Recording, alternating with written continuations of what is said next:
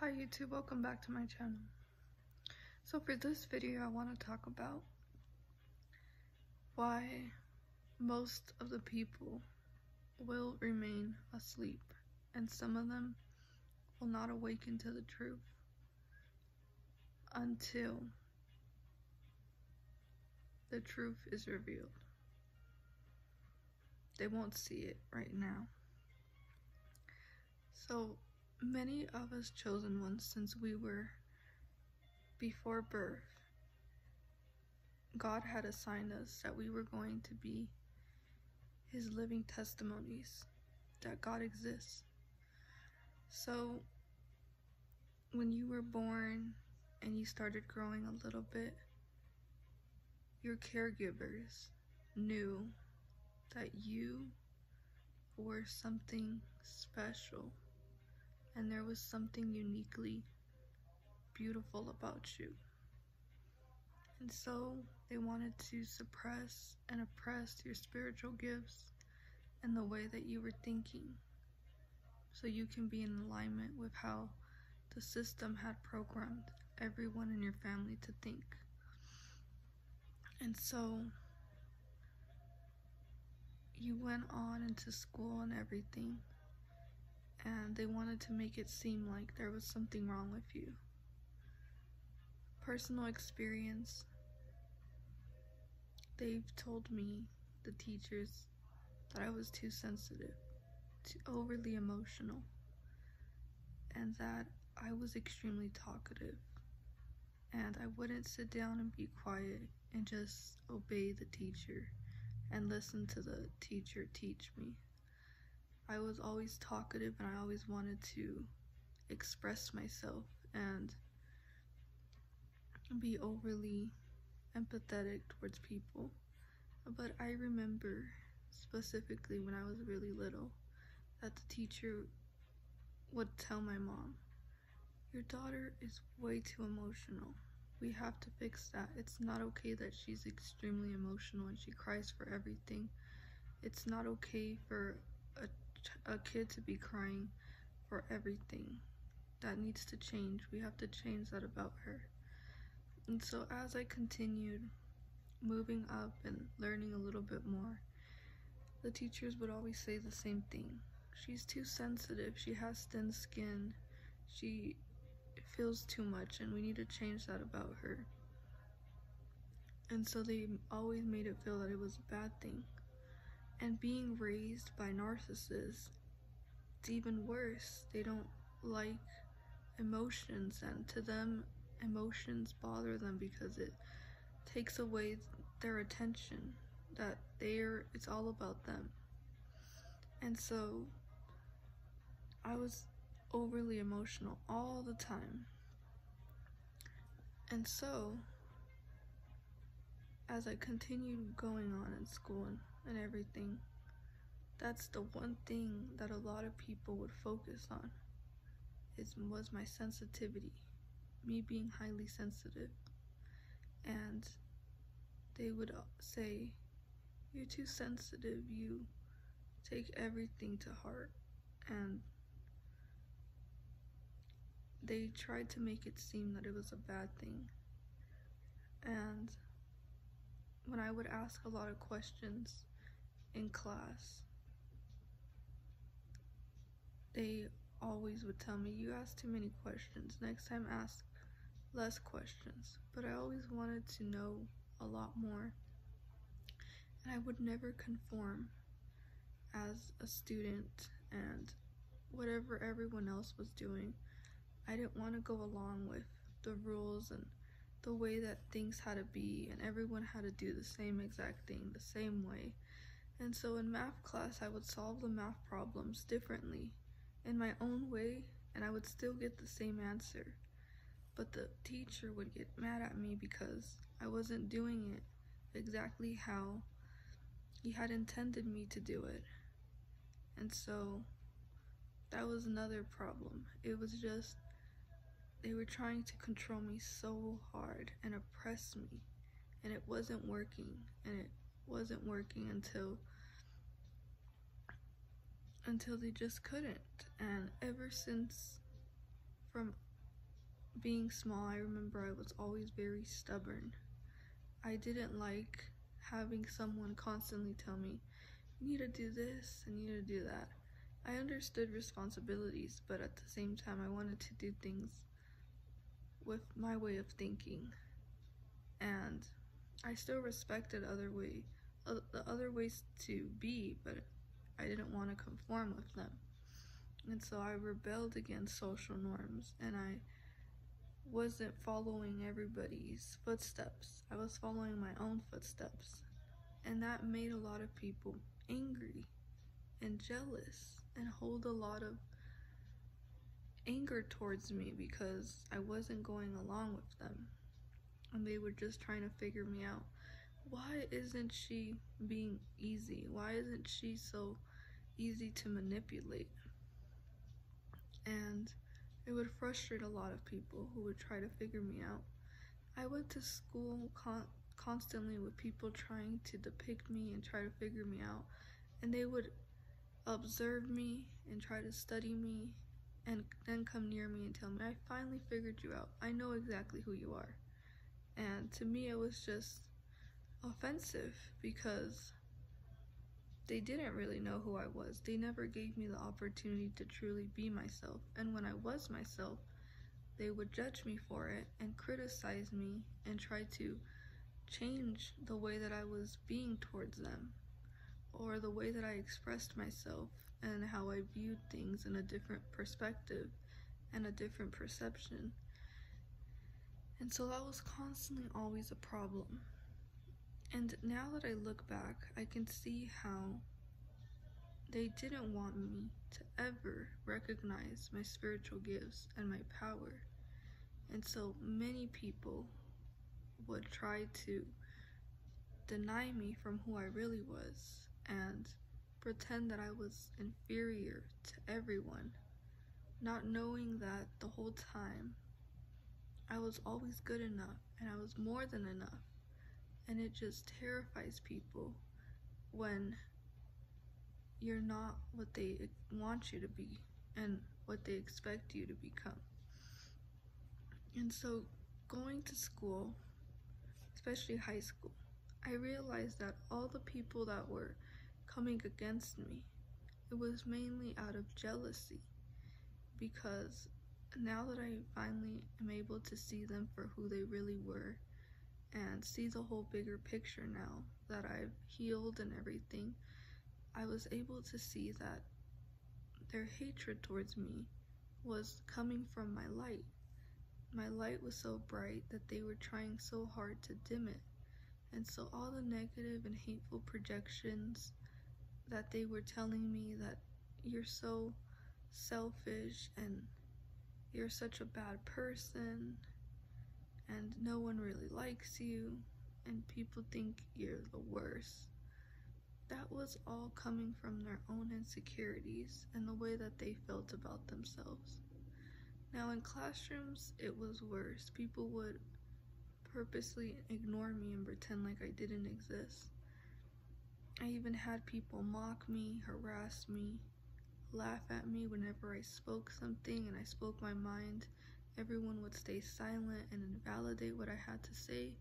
I remember one time in a class we had to do this map of our life experiences, and as soon as I got up and started sharing my life experience from being in elementary school to these tough, difficult experiences that I overcame, everyone in the class invalidated my whole life experience, and they told me that it wasn't like that I really didn't have a challenging upbringing, and they wanted to deny me from my own life experiences. And that is the most cruelest thing anyone can do to anyone. And I was just devastated by how horrible people can be when they don't understand you and when you truly express who you really are. They get mad and they attack you because you're not what they perceived of you about in their mind. They made up their mind about you. And when you show up as being totally the opposite of what they painted you out to be, then it makes them more angry because they had thought that they had figured me out, which they didn't. And I was quiet mainly because I just didn't like what I was seeing. I was seeing a lot of people talk negatively things about other people, laugh at people, focus on people struggling, or focusing on getting validation and how they look and their social status and materialistic things that they would buy and show off to everyone. I didn't see the need to fit in and be a part of it because I don't think that materialistic and money is everything in the world, and it's not the most important thing in the world. I wanted to form actual deep connections with people, but as much as I tried, the people that I was surrounded were very shallow and close-minded. They're not able to see life for more than what they've experienced life as. And you see how stagnant some people are, and they just don't want to see things a different way. So they tried so hard to suppress those spiritual gifts, and it was horrible because they chipped at my self-esteem so badly that I actually did fall into a deep depression, mainly because I was getting abused by a covert narcissist at home, and I didn't understand boundaries, and I still was trying to survive life without any defense mechanisms. I would show up to school, and then the attack was heavy on me, and on top of that, being the family scapegoat, the family always targeted me, but then I was extremely targeted at school. So people don't understand that now that I finally was able to break free from the dysfunction and the toxicity and the chaotic environments that I was in, I moved on into college, and luckily I was able to find some really genuine good people, and I became pretty known in that school. But at the same time, I still never felt that I fit in. I've never felt ever in my life that I fit in with people. And it's not to be judgmental and say I just don't fit in with you. It's just that I see things differently, and I believe that there's more to life than just the 3D dimension, that it's just about materialistic money and social status and likes on your Instagram and selfies.